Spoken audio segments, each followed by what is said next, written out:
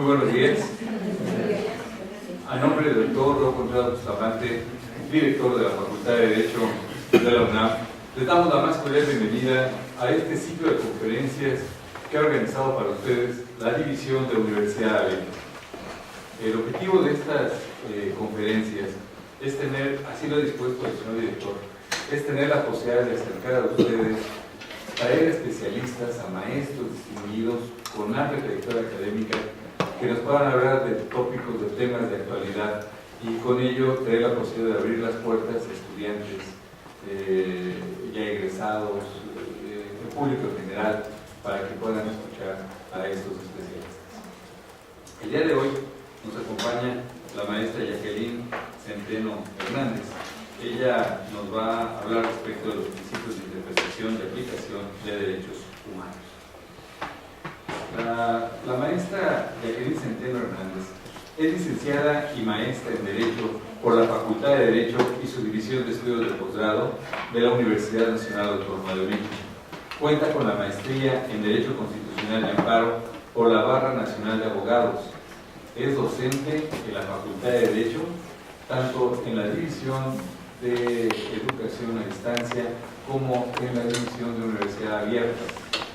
También es docente por la Barra Nacional de Abogados en las materias de Metodología Jurídica, Derecho del Trabajo, Amparo y Derecho Internacional Público. Ha desempeñado distintos cargos en dependencias de gobierno, como son la Secretaría de Educación Pública, la Procuraduría de Defensa de los Trabajadores al Servicio del Estado y también actividades académicas en esta propia Facultad de Derecho. También la maestra Jacqueline Centeno ha impartido diversas conferencias en universidades, no nada más en esta universidad, sino también en otras universidades, tanto de esta ciudad como del interior de la República. Actualmente es litigante en áreas de Derecho del Trabajo y Derecho Familiar principalmente.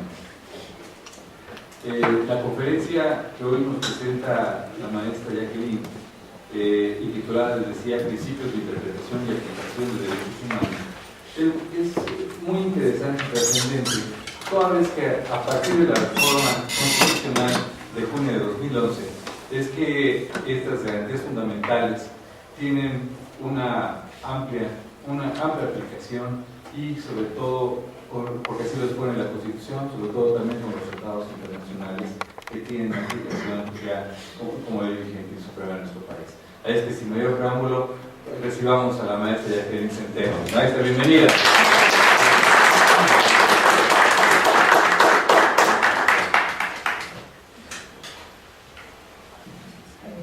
Bueno, pues muchísimas gracias a la Universidad Nacional y a nuestro director de la Facultad de Derecho, el doctor Raúl Contreras Bustamante, por darme esta oportunidad y este espacio. Veo caras de muchos amigos, muchas personas con las que he trabajado hombro con hombro en esta grandiosa institución. También agradezco a las autoridades y a todos mis estudiantes, amigos, todos los que están aquí. Realmente estoy muy emocionada. Me perdonarán un poco la emoción, pero espero lograr el objetivo de la cátedra y muchísimas gracias, maestro, por esa grandiosa presentación. Bueno, pues el tema que vamos a hablar hoy se llama Principios de Interpretación y Aplicación de los Derechos Humanos, ¿no? Esta conferencia va a tener como objetivo principal analizar los nuevos paradigmas de interpretación y aplicación de los derechos humanos a raíz de la reforma constitucional en la materia en junio de 2011.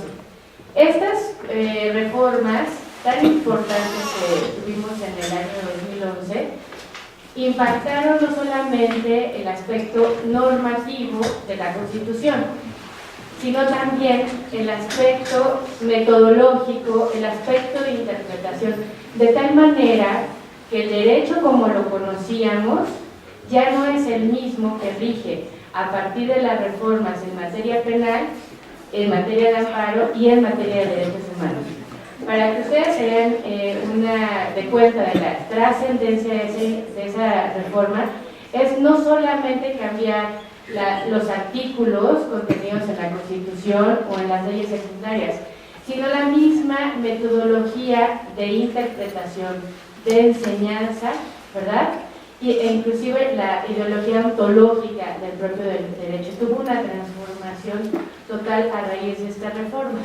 Muchas veces las reformas son precedidas de aspectos sociales que empujan o que incitan al orden jurídico para que regule una cuestión determinada en el orden normativo.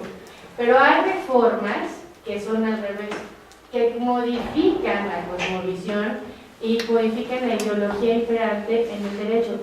Y esta reforma, sobre todo la de junio de 2011, que ya se tocará con mayor detenimiento, tuvo esa importancia. Tuvo una importancia no solamente en cuanto tenía que ver con los derechos humanos, sino en la concepción misma del orden jurídico. Entonces, para que me crean y vean que no solamente lo digo yo, veamos la presentación que se realizó el 9 de junio de 2011 de la promulgación de las reformas de las que estamos hablando y que vamos a desarrollar en la conferencia. Para la promulgación de la reforma constitucional en materia de derechos humanos, sin duda, uno de los esfuerzos más relevantes que se han dado en mucho tiempo para la protección efectiva de estos derechos fundamentales. Coincido con quienes me han antecedido en el uso de la palabra. Junto con la reforma recientemente promulgada también a la legislación de amparo, junto con la reforma en materia de proceso penal aprobada hace algunos años, México ha vivido en los últimos 3 años la mayor ampliación de derechos de las personas en el marco jurídico nacional. Y de hecho considero que esta es una de las reformas más importantes de las múltiples que se han realizado a la Constitución General de la República. Y quizá es la más relevante que se haya hecho al primer capítulo de la Constitución. Y estaba la razón. 6 años después de la promulgación de las reformas en materia de derechos humanos, ha sido la trascendencia tal de este tipo de situaciones que inclusive no hemos ni siquiera actualizado planes y temarios de estudio que adapten a las recientes reformas. Ya no está nueva, ya tenemos 6 años de la promulgación de este tipo de cuestiones. Inclusive, como les decía, no solamente impactó en la concepción de los derechos humanos, sino en la visión que tenemos ya del orden jurídico.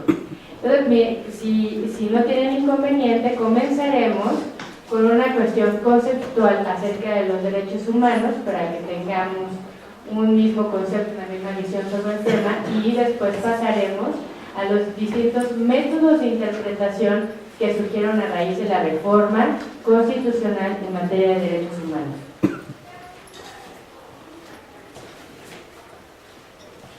El concepto que me gustaría compartirles es que está en el Diccionario Jurídico del Instituto de Investigaciones Jurídicas y que considero que abarca pues prácticamente todo el significado de los derechos humanos, porque muchas veces los relacionamos nada más con derechos subjetivos, ¿no? Pero no, inclusive son facultades, prerrogativas, libertades y pretensiones de carácter civil, político, económico, social, cultural, incluidos los recursos, mecanismos de garantía de todos ellos, que se reconocen al ser humano considerado en lo individual y lo colectivo, ¿no? No solamente son aquellos derechos subjetivos que son necesarios para que las personas vivan dignamente en sociedad, sino que también implican, además, prerrogativas, libertades y pretensiones hacia lo que queremos ser. Esto nos debe ampliar más el concepto acerca de los derechos humanos y sus funciones. Solamente en esta definición yo agregaría la finalidad, que no me percaté en esta definición, y que es muy importante. La finalidad de los derechos humanos, llámese primera generación, segunda, tercera, considera, ¿no?, que así están catalogados, la finalidad de los derechos humanos, de esos derechos subjetivos, pretensiones y libertades, son dos principalmente. Primero, están encaminados a asegurar el desarrollo integral de la persona en sociedad, ¿no?, que tenga todos los elementos para que pueda vivir y que viva dignamente en sociedad, ¿no?, tenga todos aquellos recursos, derechos, aspectos jurídicos, ¿no?, sociales, culturales, para que una persona viva en sociedad. Pero también, además, los derechos humanos es la base sólida de la organización, el equilibrio, el control social, que están fundamentados en la igualdad y en la libertad, ¿no? Los derechos humanos también nos sirven como un medio de control, ¿verdad?, para que el orden jurídico sea vigente, a través del respeto, la observancia de los derechos humanos. No solamente aseguramos que las personas se desarrollen en la sociedad, sino que también el orden jurídico sea vigente. Porque si no hay un reconocimiento en el orden jurídico acerca de los derechos humanos y además no se implementan las garantías para su observancia y respeto, sería insuficiente considerar los derechos humanos. Estos también nos sirven como medio de control, ¿verdad?, para que el orden jurídico sea vigente. Entonces, recordemos, además del concepto, tienen dos finalidades: el desarrollo de las personas, ¿verdad?, que vivan dignamente, y además el control de los actos que se realizan en un orden jurídico. Tenemos esas dos funciones principales. Ya entrando en materia, recordemos, ¿verdad?, que en el año de 2011, precisamente o específicamente en el 6 de junio y el 11 de junio de 2011, se publicaron en el Diario Oficial dos reformas importantes que trascendieron en la administración de justicia principalmente, ¿verdad? Esas dos reformas se especificaron en dos áreas. La del 6 de junio, que nada más va a ser como un punto de encuentro, no la vamos a desarrollar en la conferencia. La reforma del 6 de junio de 2011 tuvo como finalidad modificar el contenido de los artículos 94, 103, 104 y 107 constitucional. Y por lo tanto, esta reforma tuvo como finalidad modificar las cuestiones relacionadas con el amparo como medio de control constitucional, ¿no? Tuvimos modificaciones importantes en la materia, como son la introducción del control difuso, ¿verdad?, la concepción de algunos particulares como autoridades semejantes, ¿verdad? Se amplió el objeto de los juicios de amparo, no solamente a las leyes secundarias, sino también a los tratados internacionales. Se introdujeron figuras como el amparo adhesivo, se modificaron inclusive algunos principios importantes en materia de amparo, ¿no? Esa fue el 6 de junio de 2011, ¿no? Seguida de esta reforma vino una reforma a 11 artículos más de la Constitución, que tuvo que ver, como bien lo decía el entonces presidente Felipe Calderón, tenía que ver con una concepción de los derechos humanos. En la historia se había dado una reforma de una trascendencia de esa magnitud, ¿no? El 10 de junio de 2011 se publicó en el Diario Oficial de la Federación reformas a los artículos 1, 3, 11, 15, 18, 29, 33, 89, 97, 102 y 105. Prácticamente todas ellas, todas y cada una, encaminadas, ¿verdad?, a modificar el régimen jurídico que existía en relación a los derechos humanos, ¿no? Todas estas reformas han tenido impactos diferentes. Nosotros solamente vamos a abordar las cuestiones que tengan que ver con la interpretación normativa, ¿no? Pero estas reformas tuvieron una trascendencia importante. Para empezar, se modificó el nombre del capítulo que contenía la parte dogmática de la Constitución. Antes se llamaba garantías individuales, ahora se llama derechos humanos y sus garantías, ¿no? Desde ahí se modificó. Hubo modificaciones en cuanto a la perspectiva, porque se cambió de la escuela positivista a la escuela naturalista, de tal manera que ya no era una forma de otorgar derechos humanos, sino ya hay por reconocer derechos humanos preexistentes, ¿no? Un cambio de visión totalmente diferente. Hubo modificación en el tratamiento de los extranjeros, ¿verdad? Por hablar de tipo de cuestiones.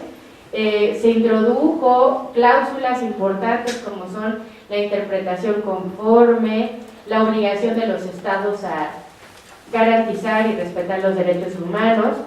Se introdujeron principios como es el pro persona, que lo vamos a ver con mayor entendimiento.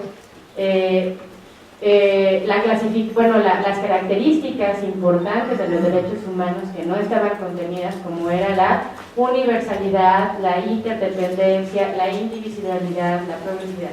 O sea, aspectos que no estaban hasta ese momento contenidos en la Constitución. Y muchos maestros que están aquí, que agradezco muchísimo que me acompañen en este momento tan importante, muchísimas gracias a todos mis amigos, muchísimas gracias. Pero ustedes no me van a dejar mentir. La concepción de los derechos humanos era totalmente distinta. Había una separación entre los derechos humanos y las garantías individuales, ¿no? Y prácticamente los derechos humanos los relacionábamos con aquellos que estaban contenidos en tratados internacionales y aquellas cuestiones que observaba la Comisión Nacional de los Derechos Humanos y las comisiones estatales, ¿no? Esa era nuestra concepción, pero ahora ya se introduce ya como un derecho subjetivo, así reconocido por el orden jurídico. Entonces, fue una importantísima reforma. Como les decía, para empezar, el título primero se modificó. Antes se llamaban garantías individuales, ahora derechos humanos y sus garantías. Las garantías como aquellos instrumentos jurídicos que se implementan en el orden jurídico para garantizar que los derechos humanos se respeten, ¿verdad? Se observen y se restituya en caso de violación. Son todos aquellos instrumentos. Llámese amparo, llámese las funciones de vigilancia, de investigación por parte de las autoridades que están encargadas en la protección de los derechos humanos, ¿verdad? Inclusive por todas las autoridades ya del país, ya no solamente jurisdiccionales, sino administrativas y legislativas, que ya están de entrada obligadas a respetar los derechos humanos. Entonces es un cambio, una trascendencia importante en ese aspecto. Me permití transcribir, hacer un cuadro comparativo para que ustedes tuvieran una idea más clara de cómo estaba antes legislado y cuál fue la nueva legislación. Obviamente no vamos a analizar todos los artículos que se modificaron en la reforma del 10 de junio de 2011, sino que solamente nos vamos a concentrar en el artículo primero. ¿Por qué? Porque el tema que vamos a desarrollar tiene que ver con la interpretación del orden jurídico a raíz de los derechos humanos. Ajá. Entonces, miren, el artículo primero constitucional estaba redactado de la forma que está prevista en el lado derecho. Ese es el anterior. Y el nuevo es el lado, el izquierdo es el anterior y el nuevo es el derecho. Entonces, como vemos, para empezar, en el primer párrafo decía antes, en los Estados Unidos mexicanos todo individuo gozará de las garantías que otorga esta Constitución, ¿no? Así estaba construido. Por eso es que a nosotros nos enseñaban la diferencia entre derechos humanos y garantías, ¿no? Y las garantías individuales inclusive eran los derechos subjetivos. Ahí hay muchos libros que al respecto hablan el maestro Ignacio Burgos, ¿no? Una separación total, porque así estaba legislado, así estaba concebido. Ya en la reforma dice, en los Estados Unidos mexicanos todas las personas, ¿no? Porque antes inclusive se excluían los extranjeros, ahora sí, todas las personas, independientemente de su calidad, gozarán de los derechos humanos, ya no garantías, sino derechos humanos, reconocidas en esta Constitución, en los tratados internacionales de los que el Estado mexicano sea parte, así como de sus garantías para su protección, cuyo ejercicio no podrá restringirse ni suspenderse, salvo en los casos y bajo las condiciones que esta legislación prevea. Aquí me faltó una parte ya me comí una parte del primer párrafo. Entonces, como vemos, ya se introduce, ya se reconoce los derechos humanos. ¿Dirigido a qué? A todas las personas. Solamente se podrán restringir aquellos derechos que así estén concebidos. A partir de esto surge una discusión importante en materia de derechos humanos, porque muchos señalan, bueno, ¿cuáles son? Son los derechos fundamentales, los derechos constitucionales. ¿Y en dónde están concebidos estos? Prácticamente todos los diccionarios han considerado, tampoco es tema de la conferencia, pero es importante resaltarlo, que son los derechos humanos previstos en el artículo 29. Esos son las libertades prerrogativas, ¿verdad?, y facultades que así están reconocidos como derechos humanos, ¿verdad?, y que son universales. Pero eso será materia de otra conferencia. Posteriormente, en el segundo párrafo, se introduce, ¿verdad?, un párrafo completo que en ese momento no existía. No estaba catalogado ni estaba previsto esta concepción, que decía: las normas relativas a los derechos humanos se interpretarán de conformidad con esta Constitución y con los tratados internacionales de la materia, favoreciendo en todo tiempo a las personas la protección más amplia, ¿no? Entonces vemos que a partir de esta reforma se introducen métodos de interpretación de la norma con perspectiva de los derechos humanos previstos en la Constitución, porque antes este tipo de discusiones sí existían, sí era materia de litigio y sí era materia de enseñanza, pero eran discusiones doctrinarias, ¿no? Eran puntos de vista que derivaban de una interpretación doctrinaria, pero no había hasta la fecha un reconocimiento legal y mucho menos un reconocimiento constitucional. A partir de estas reformas es que ya se introducen, ¿verdad?, métodos de interpretación del orden jurídico desde la perspectiva de los derechos humanos, ¿no? Eso lo vemos en el párrafo segundo. Ya en las demás, en el párrafo tercero, que también es una introducción totalmente novedosa, el artículo primero sigue: todas las autoridades, en el ámbito de sus competencias, tienen la obligación de promover, respetar, proteger y garantizar los derechos humanos de conformidad con los principios de universalidad, interdependencia, indivisibilidad y progresividad. En consecuencia, el Estado deberá prevenir, investigar, sancionar y reparar las violaciones a los derechos humanos en términos que establezca la ley. Entonces, ya no queda duda, ¿no? ¿Cuáles son los derechos humanos? ¿Quiénes deben de estar protegidos? ¿Cuáles son las características y cuáles son las obligaciones del Estado en la materia?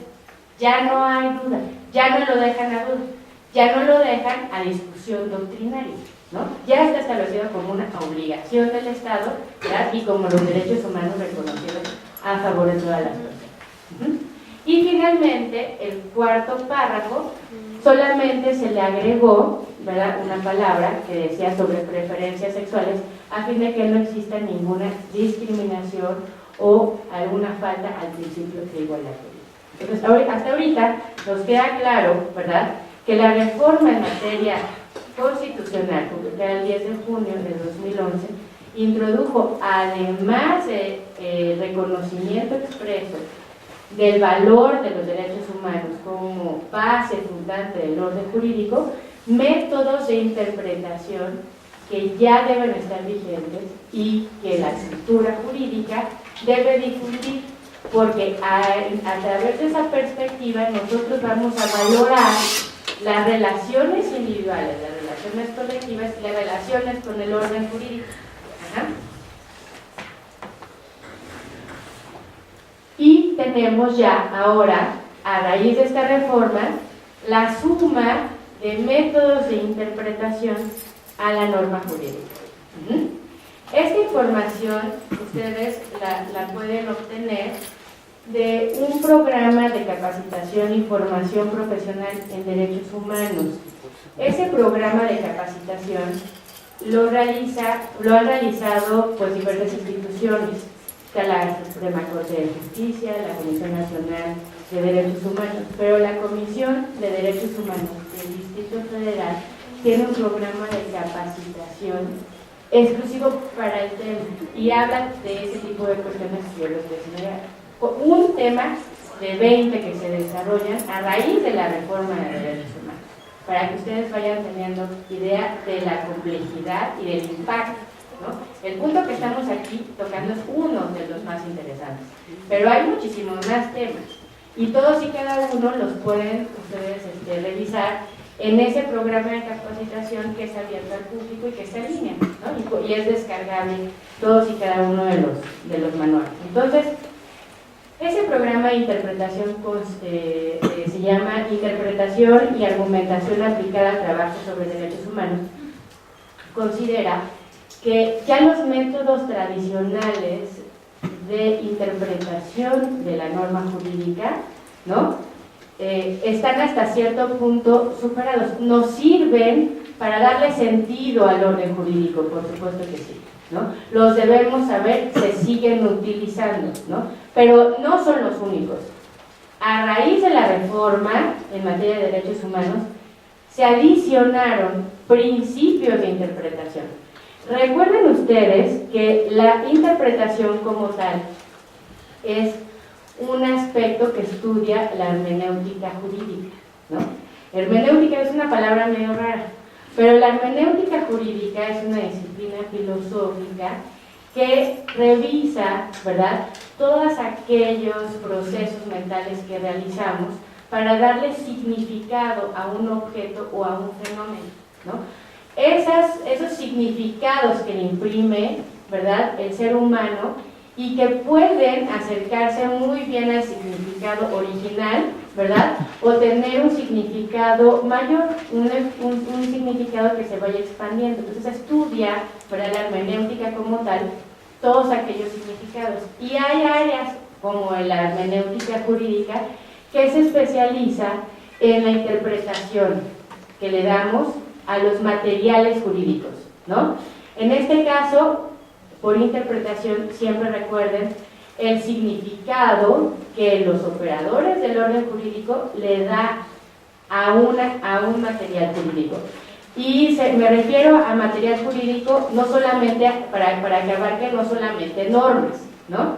Las normas jurídicas pues es por excelencia nuestro objeto de estudio, pero la interpretación la realizamos a los hechos jurídicos, a la doctrina, ¿verdad?, a todos aquellos instrumentos que nos ayudan a comprender lo que es el derecho y a operar lo que es el derecho. Entonces, nosotros inclusive, todos los que operamos, desde ser docentes, estudiantes, jueces, litigantes, damos una interpretación de un concepto, de una idea, de una norma jurídica, ¿verdad? Una interpretación. Muchas veces la interpretación, por supuesto, es oficial.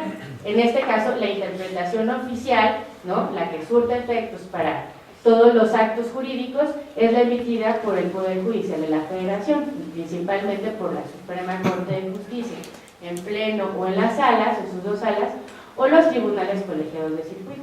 Esa interpretación oficial, ¿verdad?, es la que impera en todas las cuestiones que tienen que ver con los derechos humanos y el orden jurídico. Es la base que nos va a decir cómo aplicar una norma jurídica y qué sentido le podemos dar a ciertos conceptos desde el punto de vista oficial, ¿no? Pero la interpretación, desde esta visión, no solamente la realizan los jueces, ni tampoco las autoridades, sino todos los que operamos en el orden jurídico. Damos un sentido importante de ciertos conceptos. Entonces, al interpretar, nosotros estamos dándole sentidos ¿a qué? A materiales jurídicos. En este caso, en el litigio, lo que se le da sentido, por supuesto, es a la norma jurídica. Y anteriormente nos enseñaban que había 5 métodos o elementos de interpretación. Y nos decían, bueno, estaba el método gramatical, ¿no? En donde te constreñías al significado textual, ¿no? De la norma jurídica, ya sea desde un punto de vista del lenguaje, del uso común o técnico. No hacíamos una interpretación o no le damos un significado más amplio, nos constreñíamos a lo que señala el texto. Y todavía se realiza. De hecho, una de las mejores formas de aprender, ¿no? Primero leyendo la ley, ¿verdad? Y ver el significado textual de lo que dicen los artículos. Hay otro método de interpretación importante, que es el método de interpretación histórico, que hace referencia, por supuesto, a la evolución de una figura jurídica a través de la norma jurídica. Cómo se comenzó a regular y cómo está regulado ahorita, ¿no? Eso lo vemos sobre todo y lo tenemos nosotros que revisar, porque con todas las reformas que ha habido en el orden jurídico, muchas figuras se han modificado totalmente. Como ejemplo les puedo señalar yo los salarios caídos, ¿no? La concepción que se tenía anteriormente a la de ahora ya no es la misma.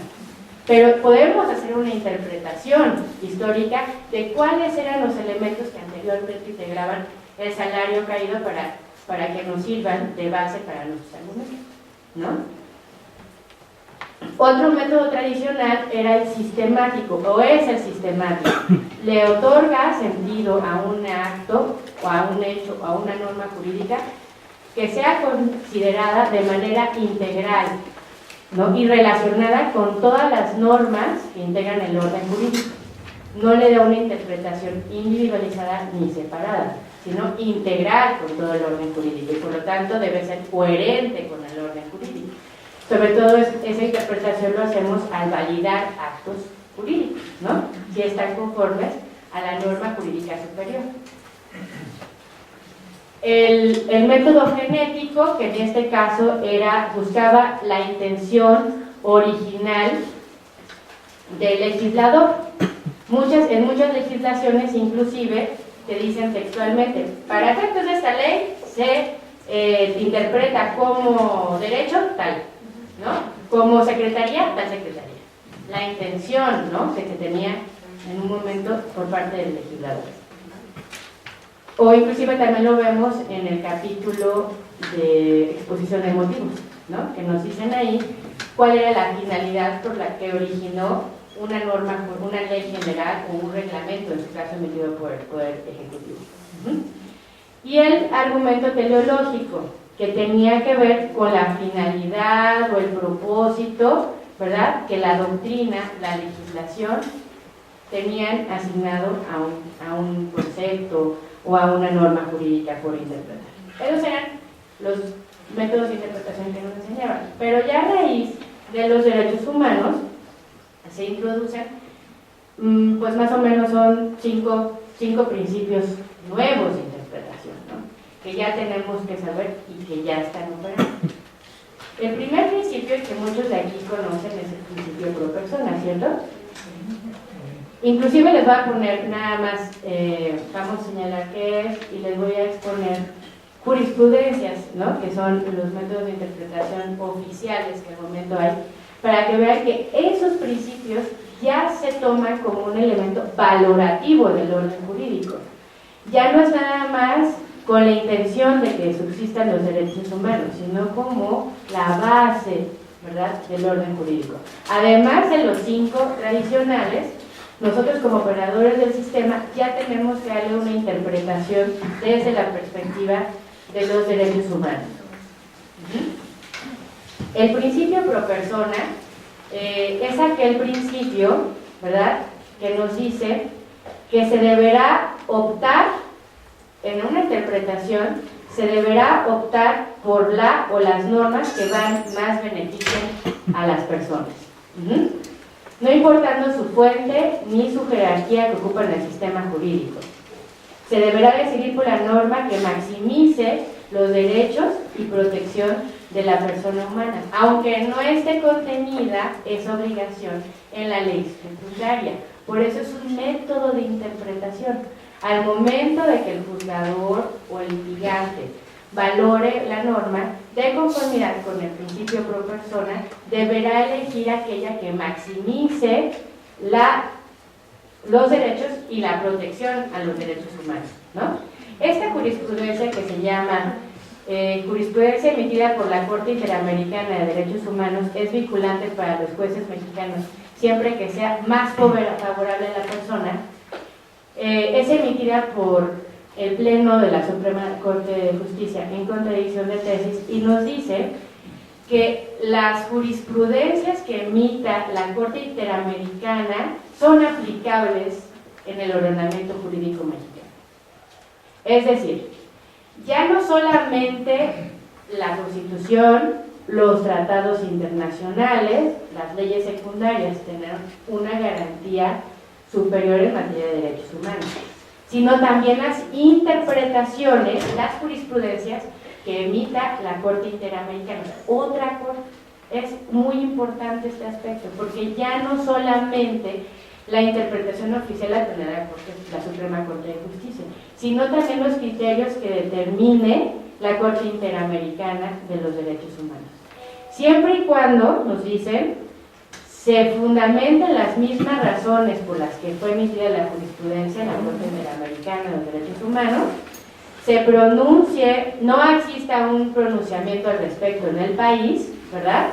Y además se opte por el criterio más favorable a los derechos humanos, ¿no? Entonces, como vemos, ya es una visión diferente. Ya no es nada más sujetarnos a lo que diga la legislación, sino vamos a acudir a legislación internacional y además a la que más favorezca, en este caso, a la persona. El segundo principio es el principio pro actione, que este principio tiene que ver con el acceso a la justicia, ¿no? Quiere decir que de conformidad con este principio no le tenemos que poner tantas restricciones a las personas para que puedan acceder a los organismos jurisdiccionales. De hecho, tenemos que implementar medidas que sean favorables, ¿verdad?, para todos, y que también contengan o que integren a aquellas personas que no están en igualdad de condiciones. Debemos optar, aunque la legislación no lo diga, ¿verdad?, nosotros bajo este principio tenemos que interpretar la ley para asegurar que todos puedan acceder a la justicia. Un ejemplo importante de este principio es la interpretación que hizo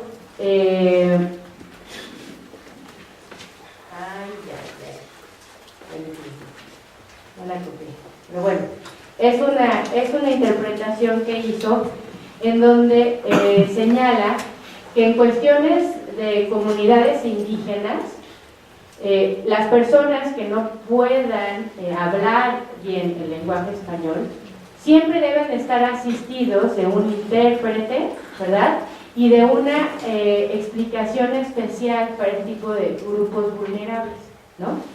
Igualmente lo vemos en los menores de edad que puedan acceder ya a la justicia a través de este principio, que aunque no tengan capacidad de ejercicio, se tienen que implementar todos aquellos elementos para que un menor de edad pueda recibir justicia por los órganos jurisdiccionales, asistido de sus tutores o de quien ejerce la parte de potestad, de elementos que apoyen el trabajo social o la psicología por parte de los tribunales, ¿no?, para que puedan acceder, ser oídos y vencidos, tanto las personas en general como los grupos vulnerables. Además de que pues, se debe reducir bajo este principio todos aquellos elementos que te ponen obligaciones para ejecutar la acción.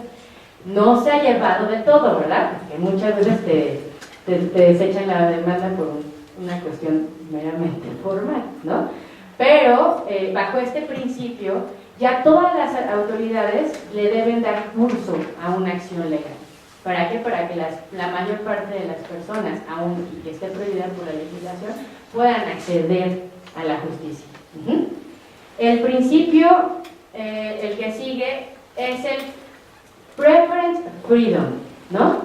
Este principio señala que cuando se presenta un conflicto entre una norma de derechos fundamentales y una norma de poder, ordena que debe prevalecer la norma que contenga o que reconozca derechos humanos, ¿no?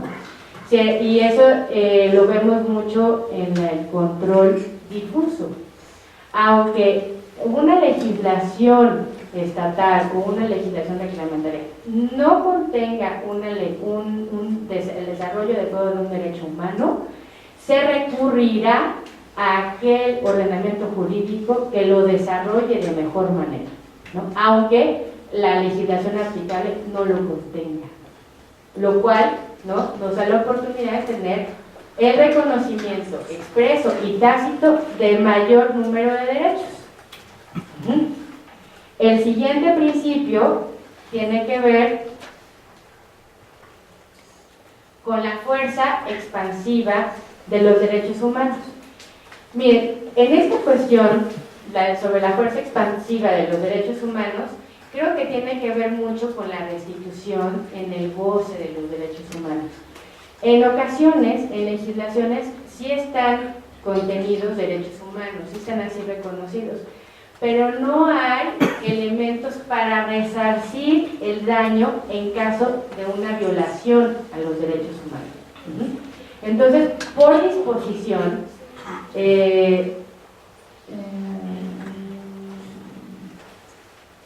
nos determina que los derechos humanos, ese régimen previsto para los derechos humanos, además de regir las relaciones de subordinación entre ciudadanos, entre personas y autoridades, esos mismos principios se aplicarán también en algunas relaciones que tengan entre personas físicas o morales y particulares.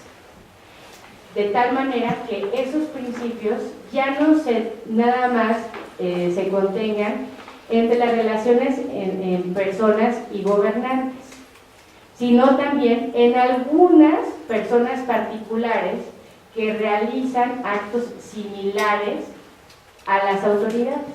Esto lo vemos muy claramente en materia de amparo, en donde ya se considera como autoridad responsable a particulares que realicen funciones y que tengan autorizaciones semejantes a las autoridades.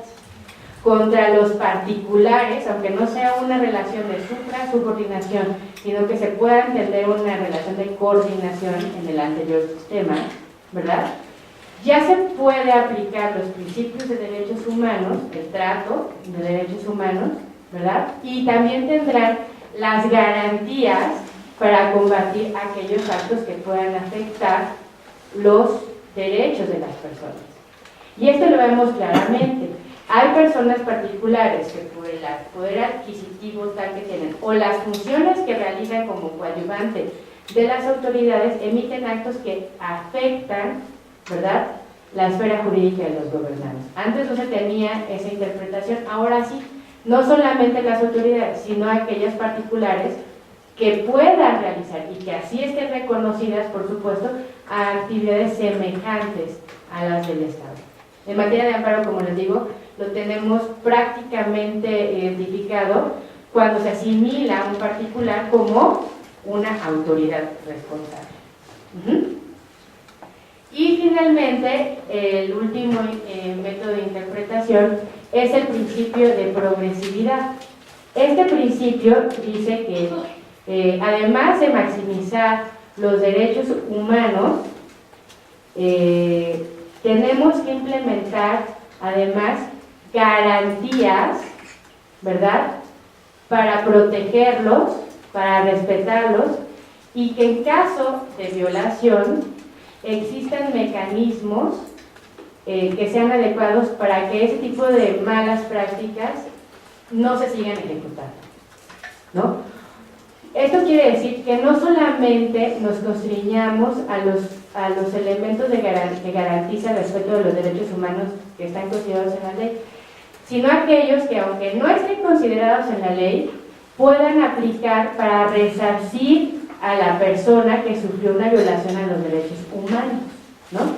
Un ejemplo a este tipo de cuestiones lo realicé en una sentencia emitida en materia laboral, en donde se le impone a un particular, además del pago de la indemnización constitucional y los salarios caídos, una sanción pecuniaria por la violación a los derechos humanos, que aunque no está contenida en la Ley Federal del Trabajo, ¿verdad?, a través de ese esquema, la autoridad tiene la facultad de imponer sanciones restitutorias a las violaciones de los derechos humanos, ya sea que se contengan expresamente en la legislación o no. De ahí que no solamente valga, ¿verdad?, el reconocimiento sobre una presunta violación a los derechos humanos, sino que además se implementen mecanismos para resarcirlos, de conformidad con este principio de progresividad. ¿Ok? Estos serían los 5 principios que se introdujeron en la reforma constitucional en materia de derechos humanos. ¿Qué conclusión tendríamos al respecto? ¿No? La primera conclusión que tendríamos al respecto es que estos métodos de interpretación nos dan una nueva visión del ordenamiento jurídico. ¿Para qué? Para valorarlo desde todas las esferas, desde una perspectiva de los derechos humanos, ¿no? Implementando el principio, por supuesto, el principio pro persona, pro actione, preferred freedom, progresividad, ¿no? En donde maximicen, ¿verdad?, el reconocimiento de los derechos humanos y que este tipo de cuestiones tengan impactos, ¿verdad?, en las autoridades, en el ejercicio de las autoridades, de los actos de autoridad, pero también en la cultura jurídica, que modifiquemos nuestra forma de concebir el orden jurídico, renunciando a la visión solamente positivista, ¿no? Estos métodos de interpretación nos dan la oportunidad de expandir el reconocimiento de los derechos humanos, pero darle una visión totalmente diferente que no existía en su momento. Esto es valorarlo de manera diferente. ¿Por qué?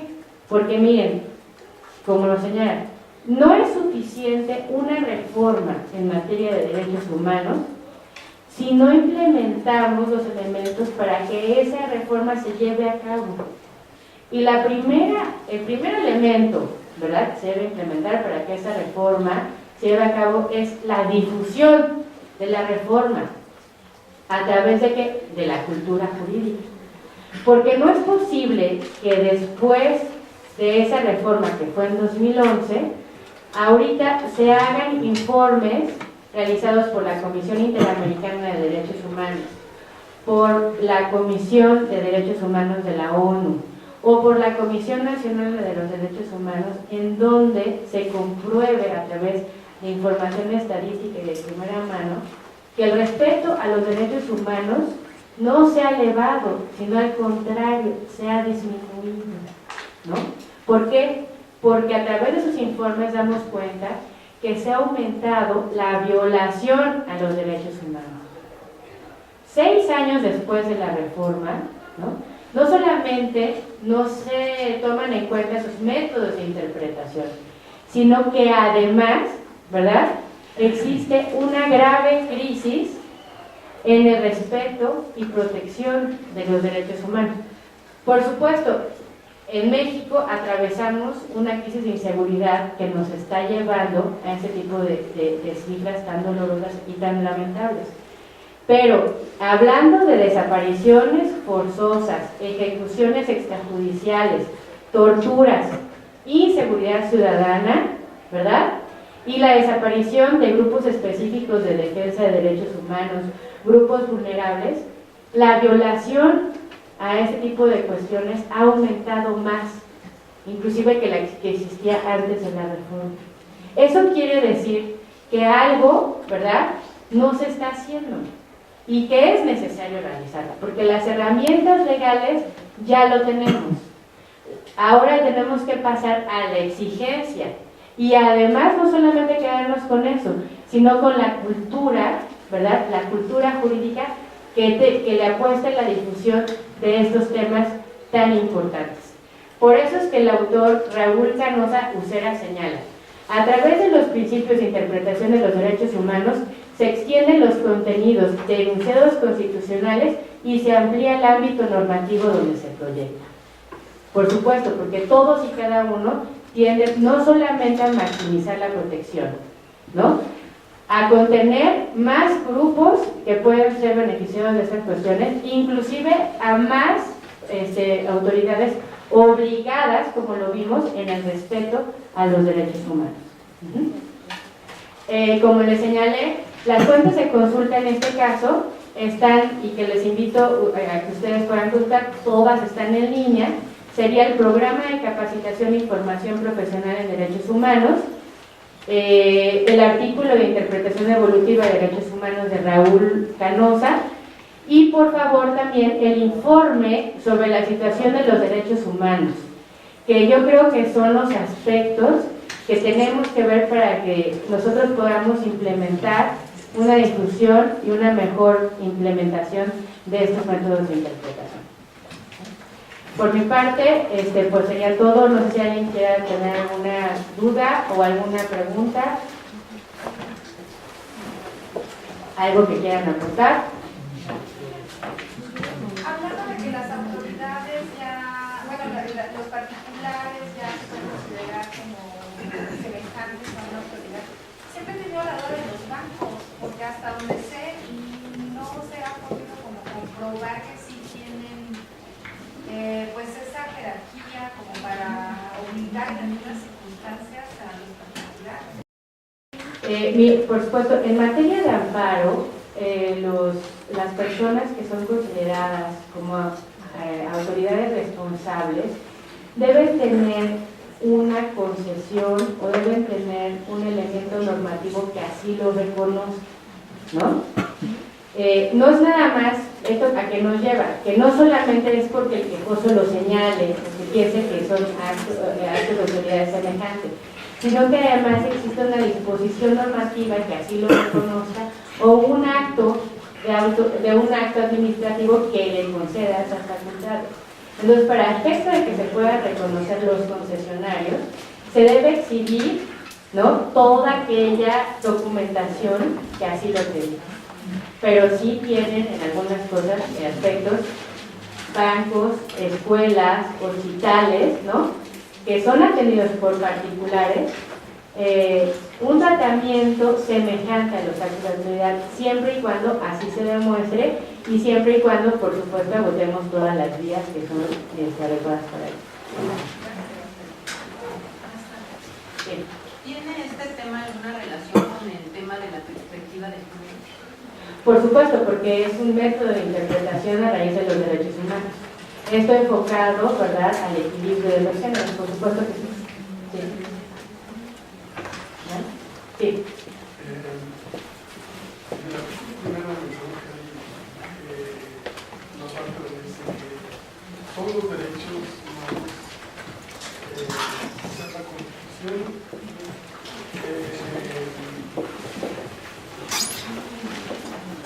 sí, no sé si no los autores, sino reconoce todos los derechos humanos. Ajá. También que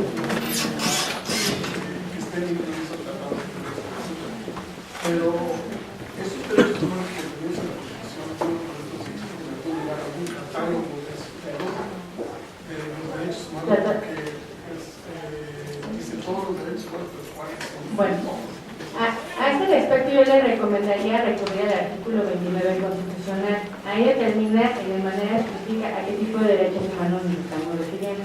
Y también que acuda a la Suprema Corte ha tenido avances espectaculares en esta materia. Tiene inclusive un catálogo de tratados internacionales por derecho humano, así reconocido y ratificado por el Estado.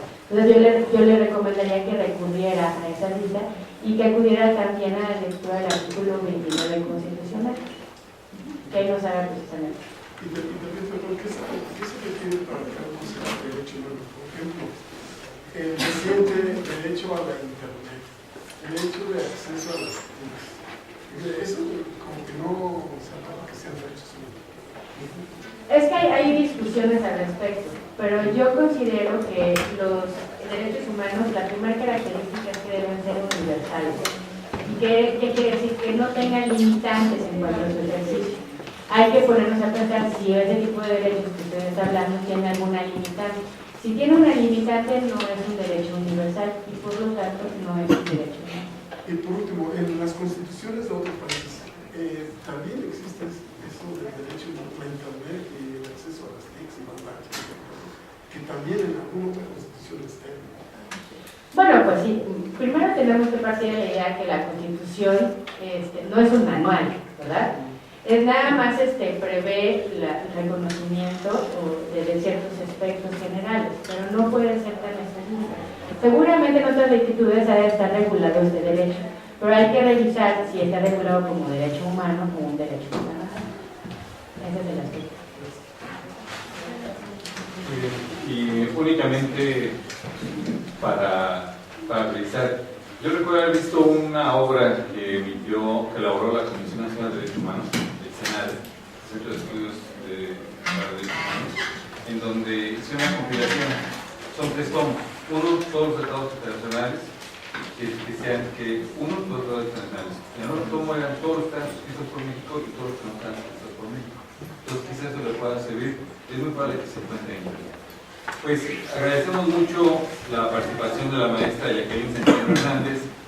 Precisamente esta materia y todo este principio de interpretación de las normas fundamentales de los derechos humanos sirven de alguna forma para también tratar de sembrar en ustedes, en nuestros estudiantes, esa semilla para cuando ustedes vayan a articularse y opten por el título de licenciado en Derecho, tengan la posibilidad de hacer un trabajo de tesis y que tengan material disponible para que precisamente ustedes puedan hacer ese trabajo de tesis a nivel de licenciatura, de ahí perfeccionarlo para la maestría y el doctorado. En fin, son de los objetivos por los que también se realizan estas conferencias. Agradecemos a la maestra Jacqueline Centeno por su exposición y a ustedes les damos también las gracias por haber estado con nosotros y los invitamos a que continúen en la próxima sesión. Maestra, muchas gracias.